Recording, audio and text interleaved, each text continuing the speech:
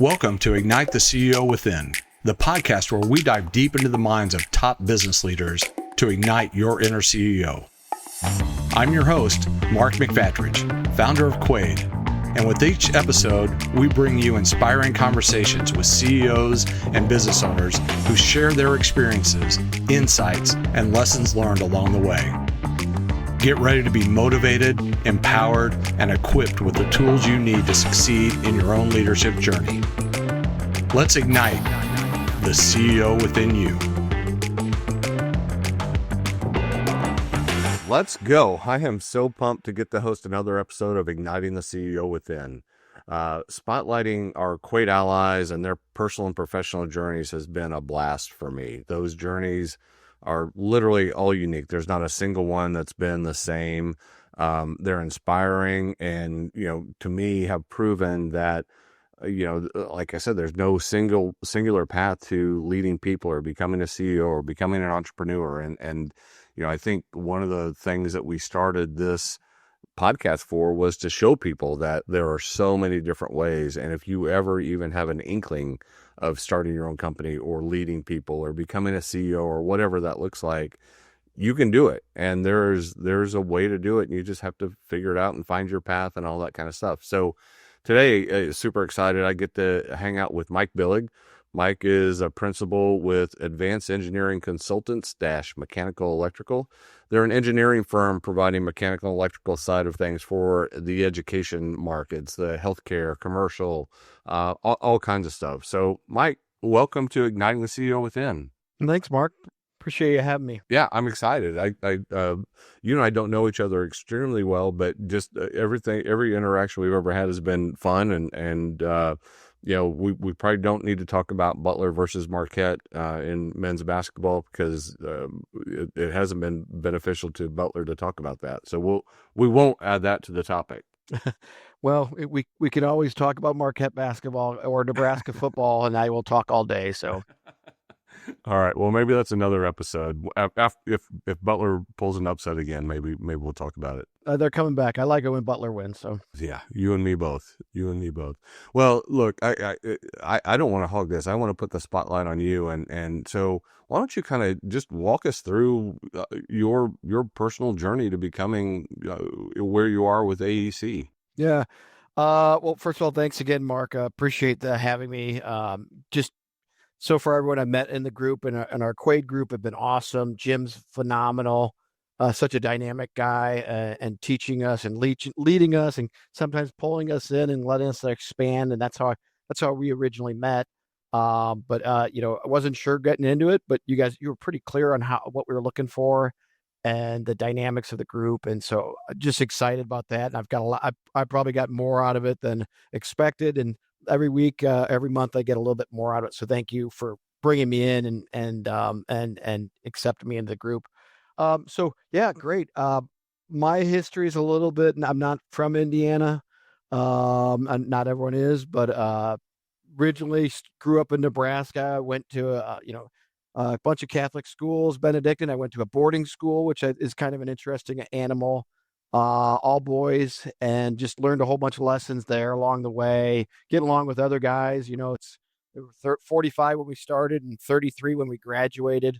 The Benedictines were really good. Learned, just some of the things they went through. One of my mentors, Brother James, went to St. Meinrad, is, south of Indiana, beautiful monastery down there. And then went to Marquette University, learned a whole bunch of other trades. Some other guys went with me, actually. I pulled 3 other guys so 4 of us out of 33 went to Marquette, which was very surprising. Normally it's like 1 or 2, but I had brothers that went there. Learned about Milwaukee, travel, living on your own, a whole bunch of other things. And to be honest, some of the boarding school helped me. I was telling I've got kids going to college now, and just really got you started. So college wasn't hard for me because I'd already been on my own at a boarding school. We still came back on weekends. So some of that helped me get started. Youth wise, I've always had a job. I'm the youngest of 6. They had some great mentors, not as parents. My dad had some good things and bad things to learn from. And my mom always was working, was a nurse, raised 6 kids, and so you just learn from not only them but the other families that we all had. They were in Omaha's very large Catholic families we're friends with, and so just friendships and relationships are two things I've always learned. Always build relation. My mom said build bridges, so sometimes my dad would beat those bridges down. So we kind of joke in our family. We've got a lot of good and poor humor in our family. So some of those mentors are a help. My dad's smart guy, super great guy. Then moved to Chicago after Milwaukee and lived there about 10 years in Wrigleyville, worked at a couple firms, had some great mentors along the way. Some guys that got their MBA with their engineers and, went to Kellogg. One guy went to Duke. And so these guys are super smart guys. And, they got me into contracts. Somebody just asked me the other day, how'd you learn about contracts? I go, 5 years in the business, somebody's showing us agreements and contracts. And I was like, one of them was educating on 401ks. Just is it a good idea or not, and talking about it. But, it's 3-4 years, not really company related, but just business and life. And so just some of those life skills you learn, and had some great guys there. I'm still friends with my friends in Evanston. We've actually talked about working together on projects. So always, trying to build relationships and maintain relationships is such a cool thing. Met a great girl from Greencastle. And Indiana State girl, and we moved here about in 2005, and started up with a firm, BSA Life Structures, great firm, good AE firm, and then I moved to another firm for a year, and then I joined AEC, and met with Lisa, and Jeremy was running the office, really smart Ohio State guy, and worked about 5 years. Jeremy decided to move to California, and Lisa and they kind of put myself and Dan in charge, and then they kind of migrated to Dan to take over. And this was about 6 years ago. And Dan, super hardworking guy. I mean, but I found another opportunity to move to another firm at PSI. Learned a bunch. They gave me some great leadership skills. In fact, I got a nice book back here, and we had about 12 people that all got together for a year and learned about leadership, HR, things I didn't know about, hiring. They were really good, and I think they were sad because they're like, they invested in me a little bit, but I left. I even tried to stay with that leadership group because I left before it finished. Actually, after it finished, I wanted to come back in a year and just say, here's some things I've used from that group. So always learning. I tell all our guys, I go, we went to school for, some of us went to school for, engineering. I've got guys in PhDs. I got another guy with a master's in education. And always keep feeding the brain, and it'll feed you. Just keep learning, reading something, taking a class, whatever it is. And then I left, and then Lisa called back like 3.5 years later and said, "Hey, I want you to take over." Dan's left, and so part of my story is coming back to advanced engineering after not being here, and when I left originally it was 13 people. When I came back, it was 3. So it had been, and is COVID. So, not Dan is the hardest working guy I know, and just tried to maintain it. It had some struggles, but he did great work and stuff. But coming back and not being part of it for 3.5 years, new set of eyes, learned some new tools and new skills. Great. So it was new eyes, and it got to enhance some things I may not have noticed if I'd stayed here. But I've noticed new things coming back and going, new set of eyes, and how to. And then right when I joined, she said she was taking her Ohio firm and selling it to the employees. And then this was going to be a separate standalone company. So I was like, well, this is going to be a fun activity, Mark. Right. And she told me when we talked about it. So, and she wanted me, and so as part of the deal is I was going to buy in 10%. And then slowly buy in more. She's also a Chinese lady, and so part of our work is a little bit minority oriented and WBE oriented. So we get some of our work that way. So trying to figure out if that was something we needed or not, and it does offer advantages to us. So thinking through the succession plan and to make it successful. I used to call it an exit plan, and I don't think that's the right term. I think successions, because she's got a great legacy that she's put in his firm, and how how to slowly blend it out and let her, her and Jack, her husband, also is, I think, employee number 2 or 3, super smart guy, and learn from both of them. I'll ask him HR questions and some payment stuff, but he's still doing some of that stuff. So, but just learning from them and, finding out how to transition, then find the right partners to come in and the ideal partners to keep it going and blend, the next generation. We're at 8 people now. So, bringing in the right people. Yeah, that's also go back to I didn't know about the boarding school. That had to be at a young age, right? To go away from home for a week at a time, and you already talked about the impact that had of the transition into college. But what was it like up front? Like, I mean, you're I assume, did you go all 4 years to the boarding school? I did. My brothers all went to, like, Brebeuf is here, so Creighton Prep is the boys' version of that. My 3 brothers all went there, and I told my mom I was thinking about going to this other school. I go, hey, I'm thinking about this school. I knew a kid that was a couple years older than me that was going there, family friend, and she was. I didn't realize until afterwards she was really thrilled because she wanted another brother to go there. They've all done awesome, but she comes. I think she was super stoked, and so going there. My parents were getting divorced 8th grade. I found out in the morning. She told me in the morning. It's kind of, I'll get a little emotional. But she told me in the morning. I found out that night from a friend, hey, is your parents getting divorced? And I was like, thank goodness my mom told me that morning, because his dad was an attorney and must have found out somehow or another. But I was like, so they were going through a divorce. They'd already kind of separated a little bit. My dad was living with my grandpa, and so he was helping him a little bit. But so brother James came in for an in-house interview, and he's the guy that he actually came to our wedding, flew him in, and he came to our wedding. But he taught me my first tie, how to tie a tie. I was like, what? I got 3 brothers. I got a dad. None of them taught me how to tie. If he goes, you got any questions? I go, how do you tie a tie? And he goes, well, and he tied my first tie, a double Windsor, showed me how to tie this.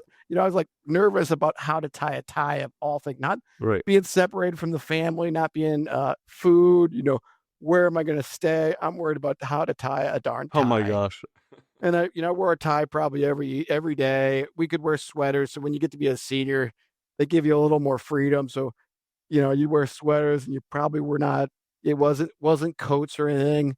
We dress up for, a few events and stuff, but just great mentors. Learn. Father Mike is my physics teacher, probably the best teacher I ever had. Just super smart guys and such. So Yeah, no, that's great. I mean, and to also then build that independence as well, right? Which it has had to have been huge in your life. It's funny. I tell our kids all the time that we raised them to be independent, and God dang it, you did it. And so we've got a son in Minneapolis, and a daughter's getting ready to move to New York and whatever. And we're like, okay, that's what we get, I guess, for doing that. But yeah, it pays off. it does. And like, I've got my mom. We've got 6 kids, and she taught us to, if you give them the freedom to fly away, they may fly away, but it's their life, and they may come back. We got 6 kids. We're in 4 time zones. I got 2 sisters in Seattle. I got a brother in Denver. I got one still in Omaha, and he's got 6 kids. And then I got a brother in Chicago, Northbrook. And so we're getting together, every now and again. We have family members that turn at certain ages. At 60, they're starting to roll in their 60s. So we'll get together and have parties for them. And typically they're surprises. And so those are great times, but I miss some of the really on top of each other that we really get to see each other a lot more. But Yeah. it did give us the independence. I was already working at my uncle's farm in Minnesota, up in Morris, and I spent 2 different summers up there raising cattle, showing cattle. I got a showmanship at the Minnesota State Fair, which was pretty cool. I'm like some knucklehead kid from Omaha. Omaha's probably probably half or 2/3 the size of Indianapolis. Yeah. But I lived in the inner city, and my mom was super proud. She's like, how did, you got this? And my cousin, who's awesome, Steve, he didn't get it. And so she was like, how do you get this? And you worked your butt off. But it was paying attention to the judges, working with these animals, teaching them, walking with them, cleaning them every day, and you just work ethic. That probably taught me a lot, Uncle Kelly and Steve. Yeah. Yeah. So when did leading a firm start to come into mind? Is that something you thought about early on in your career? Is it just nothing's by happenstance, but did you put a path in place? Did you have some of those mentors that you've referenced that kind of said, you know what, man, you've got the skills to do that? Or how did that kind of play out? Yeah, I think there's just a lot of steps. Like in Grum and Buckus up in Chicago, up in Evanston, they had, I think it was 4 owners, and seeing how Al and Dave Grumman, he just passed away I think a year and a half ago. These 2 guys started this firm. One guy bought it and then added another guy out of college. And so that's how they started. And seeing how when Dave sold it out, they bought into it. And Al shared a lot of this with us when we asked, he's like, he talked about succession plan then. And he goes, when he was selling his shares out, he goes, we recognized when Dave sold, it was like a 2-year sellout. And just seeing and then he goes, it almost bankrupt the company because we couldn't buy enough of his shares with the other guys. And so when they did the next group, they moved it into like 4, and then they turned it into an ESOP. And then I've even talked with the president, and he said, the ESOP's really good for all the employees, but it's not always great for the principals that have really guided and built it, because there's not the financial benefit that if you're sharing it among the 400. I remember I moved from there, and I think I got like 0.015% of ownership. And I think it was like a, $400 check or something. But it was just that little building block of owning a little piece and going, I'd like to do that one day. And if Angela and I had stayed in Chicago, I probably would be partners with those guys in some fashion. I'm still great friends with some of them. But when I moved here, I kind of had a little different role. Always thought about it. And then Lisa brought it up, and I was like, Lisa, she goes, have you thought about that? I go, Lisa, since the day I left, I've been thinking about that. I'm very honest. Sometimes I'm a little too straightforward, but transparency is always, tell people, don't sell them, and it's very, very straightforward. Lisa, here's where I think it's going to go, and here's what I would like to have. What are your thoughts? And we can blend them together, make sure we're on the same page and timing. So we're still going through that exercise. So and the Quaid group have really given me great input. I mean, if you want me to go onto that piece. Sure. Yeah. My exploration as part of the Quaid group, they every month will have exploration by one of the members, and mine was this succession plan, how to go about it. And then, and then also I asked, is this a good thing for me? I'm looking for my blind spots next to me that I don't see, and what to watch out for, and landmines. And 2 of the guys have had hard times with a couple companies, and they have some hard learning things, and they've had attorneys involved and making sure. So they gave me some, I'll say, harsh input. Yeah. And one of the guys called me the next day, not one of those 2, another guy goes, hey, they're really hard on you. And I go, no, man, that was awesome. That's what I want. I wanted to get hit in the head and say, watch out for this, do that. And what am I missing out on? So it was it was great, because a guy called worried that maybe I'd taken it too harshly. Yeah. So it was just a great dynamic to see that our, the foundation of the group is building, just friendships and trust, and then exploring where you feel freedom to talk through those hard conversations. And they gave me some great, and I've been slowly following that up with Lisa on how to make sure things are getting stepped into, the agreement, and then bringing on, I have another guy that's going to be joining us, and I'll probably have a third person too, to be honest. Yeah. On how we keep moving forward, but, and then also mentoring them to what I've learned, help them understand that piece. So we'll dive back into the conversation in just a moment. But first, a quick word from one of our strategic partners, Ice Miller. For more than a century, Ice Miller has helped clients navigate the full range of legal and business issues they face. Whether it be in the boardroom or the courtroom, Our lawyers have evolved with the marketplace, providing sound counsel when you need it the most. Though our Midwest roots run deep, we serve clients from coast to coast and bring to bear international capabilities and insights. As a cohesive team, Ice Miller stands ready to provide cutting-edge legal solutions tailored to you. Learn more at icemiller.com. Yeah, that's so cool, and thanks for the commercial. We'll share that for sure. But I mean, one of the things, and I think kudos to you and Lisa, is there are not enough firms, companies, owners that think about succession planning until it's too late, and then it becomes a scramble. And so the fact that you are all being super intentional about it, I think is just it's a great tribute to you all as leaders and thinking about that. So I mean, that's great. Yeah, I mean, there's a lot of mergers and acquisitions going on, and firms buying up other firms. And I had somebody call me a couple weeks ago about not necessarily buying in, but asked me to take over another job. I'm like, well, tell me about that. But it's finding out what works for us. I think some of the easy button is hitting somebody's going to buy me, I'll sell it out, rather than you probably lose your name, you probably lose some of your identity. You go corporate, there's maybe some benefits for that. There would be, for me, I wouldn't have to worry about HR and some other things I worry about now. Yeah. As being part of a larger group that maybe would be an office. But I really like this freedom of knocking on the doors. We all wear a lot of hats. I'm the business development guy. Don't do all the accounting. I've hired people I trust, and to be honest, I've given them freedom. I'm not a micromanager. Never believed in it. I go, if you stand on top of somebody, you stand on top of a seed, it really never grows. So it's watering that seed, and then getting out of don't shade it, let it grow, and let the sun hit it, and it may grow a little crooked, but and then you guide it a little bit, but letting it find its roots and grow.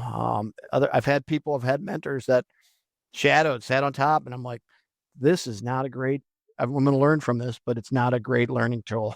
Yeah. You talk a lot about mentors and people that have been in your lives that have kind of shared experiences with you, or you've observed and whatever. And I call that pocketing experiences. And I do that all the time, right? Well, literally everybody that I talk to, I think I can learn something from, and sometimes it's what not to do, right? And so I like I said, I call them pocketing experiences. So I'll put them in my pockets, and when that situation arises that I'm faced with, I can dig into that pocket and go, okay, I saw this handled really, really well. So I have an idea how to do it. But one of the things that was an interesting challenge to me that I had to learn too was I can't just mimic exactly what somebody else did. I had to make it my own. And you talk about transparency and being, I don't know you use the word blunt, but basically being blunt and straightforward with how you communicate. That's perfect, right? But if you ever tried to be a flowery person or something, try to communicate it in a different way, it's not going to come off as well, because it's not you, it's not genuine, it's not authentic, and people would see through that and all that. So you have all these experiences, you've witnessed all these things, but for you to grow as a leader, you've got to figure out how that fits Mike, right? Definitely. Yeah. I got a little Irish storytelling, so sometimes I get a little long-winded on trying to get to the point. But usually I'll be like, all right, but yes, I actually typed in pocketed experiences, because that's a good term that you've learned, and sometimes I want to put it in a different pocket. That's something I don't want to do. But make it your own, definitely. Yeah, that's so key. So so you're involved in Quaid, and again, you've got all these experiences that you've been able to glean from, but as you continue to build your leadership toolbox, what other kinds of things are you doing? Are you investing in other trainings or coaches or readings, or how do you grow as a leader?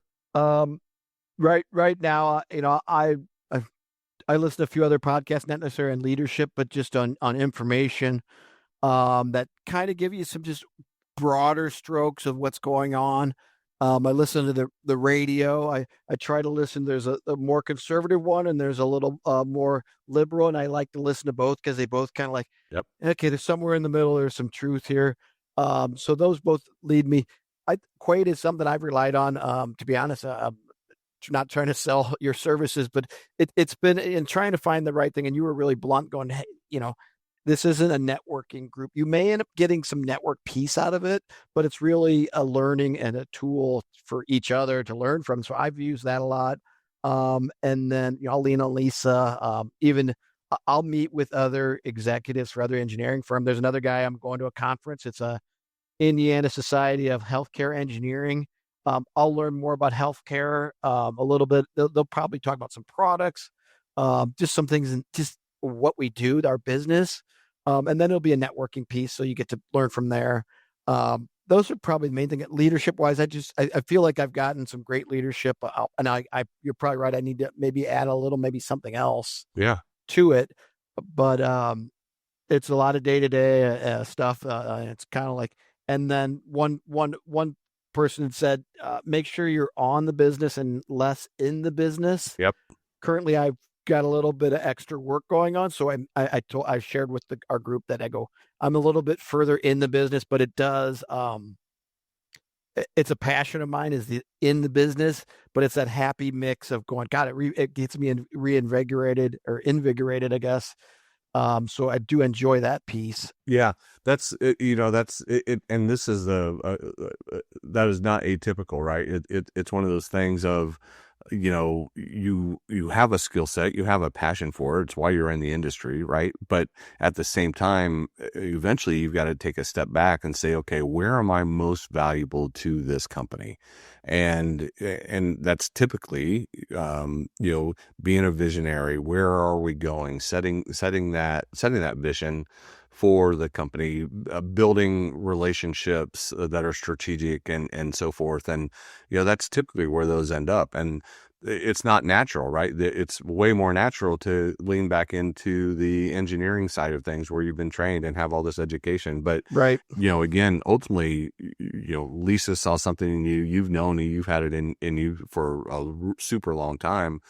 And now it's time to continue to fly. And it sounds like you're doing that, right? You've already gone back from 3 to, would you say 6 or 7 folks now? We're at 8 now. Yeah. 8, yeah. So and you're I already might on that have scale. another one hired in June, to be honest. So yeah. So what is next for AEC? Well, that's a great thing.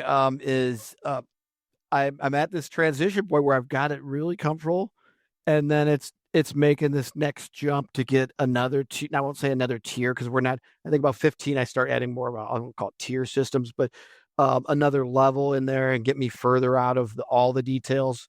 And my guys are really good about. They know that all of what we need to ask and what we don't need to ask and what go through processes. And I try to give them the freedom. Like, oh, that sounds like you got it covered. Why don't you just copy me on the discussion, but I think there's a couple more people I need to bring in, and then down the road, I may have to bring in a little bit, somebody does a little bit more business development, because my bandwidth, we all got a certain bandwidth, and I love the business development piece. I always say, I've been trained as an engineer, but I'm kind of hardwired as a business development relationship guy. It's probably because I had all these friends with large families and always trying to remember everyone's name, and all these families of the McGills with 13, the Tobins with 17, a couple of their families with 10, and trying to remember all their names and friends of families. So just building those relationships and maintaining them is always important. That's funny. Yeah. Funny. Yeah.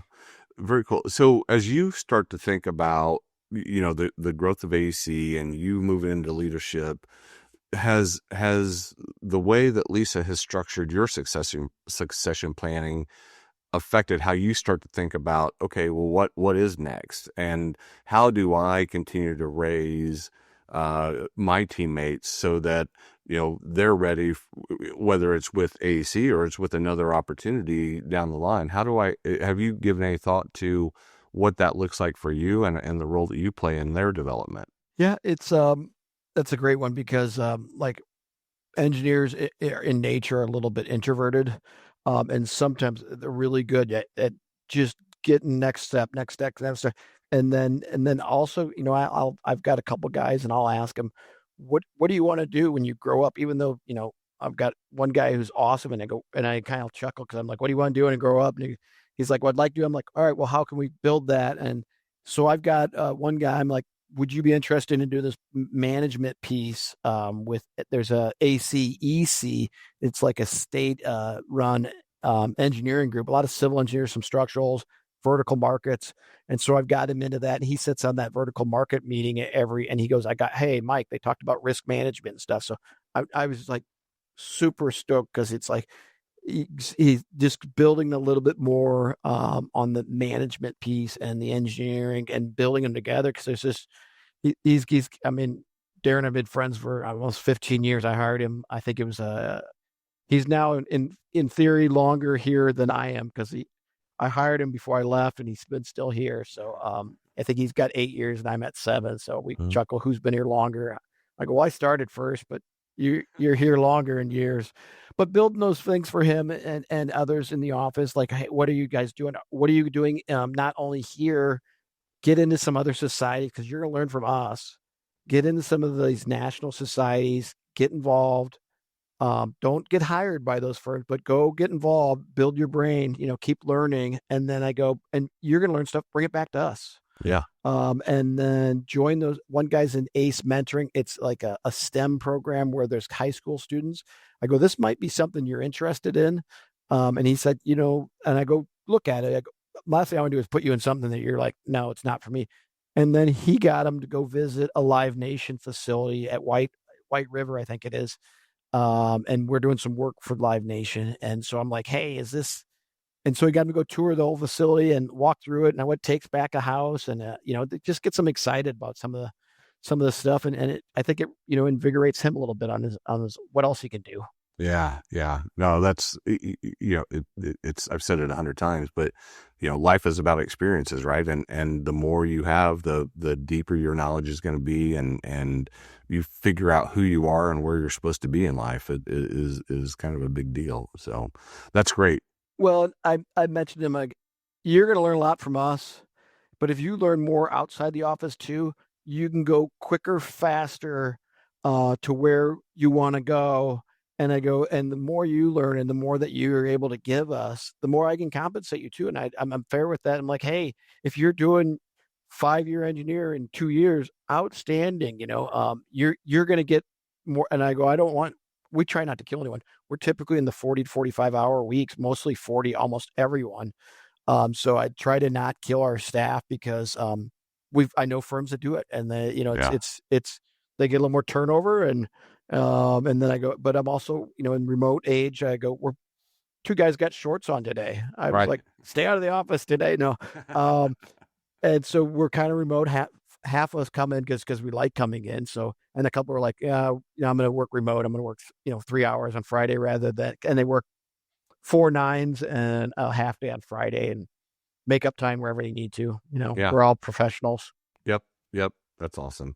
Well, man, this has been so good. I really appreciate it. One of the things that has been a really fun for me to do in this podcast deal is I like to ask people what their I believe statement is. So it allows me to get inside their heart and their head just a little bit. And so if I turned to you and said, Mike, what do you believe? What would your answer be? That's a great one. And I think it was week 1 here. I wrote up some of this on the wall, and I'd say I believe in team, trust, and transparency. I've kind of added that one. Yeah.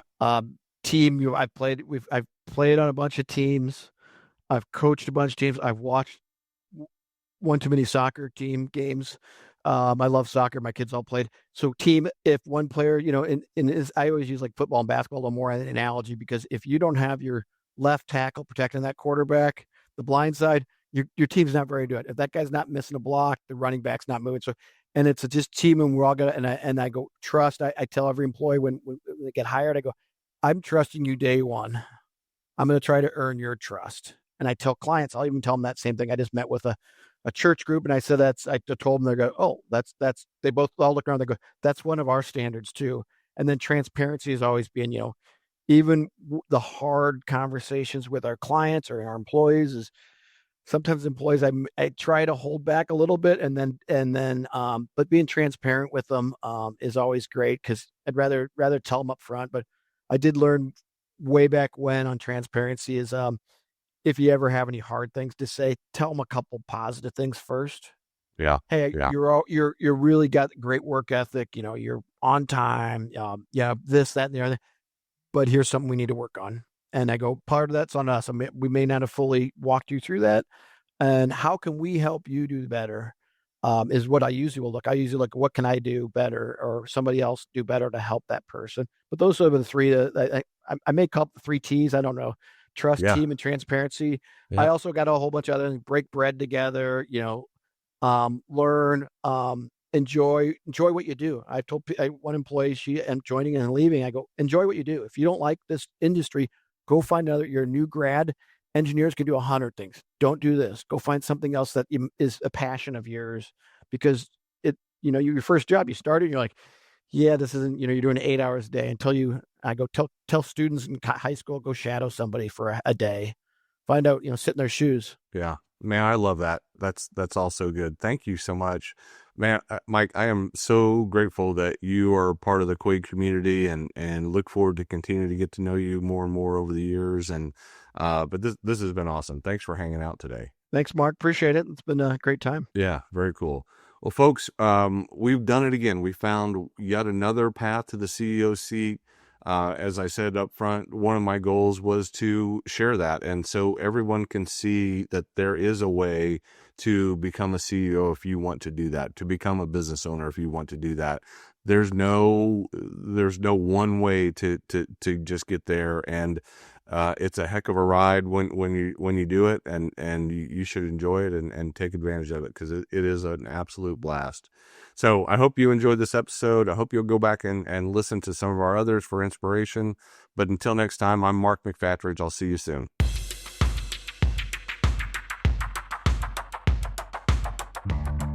Thank you for joining today's conversation. If our discussion has sparked your interest in our community of unapologetically authentic leaders, head on over to QuaidCircle.com, where you can learn more about Quaid and take our exclusive CEO Mindset Assessment to help elevate your leadership journey. Remember to subscribe to our podcast on your favorite platform and leave a review to help us continue delivering valuable insights and inspiring stories from top business leaders.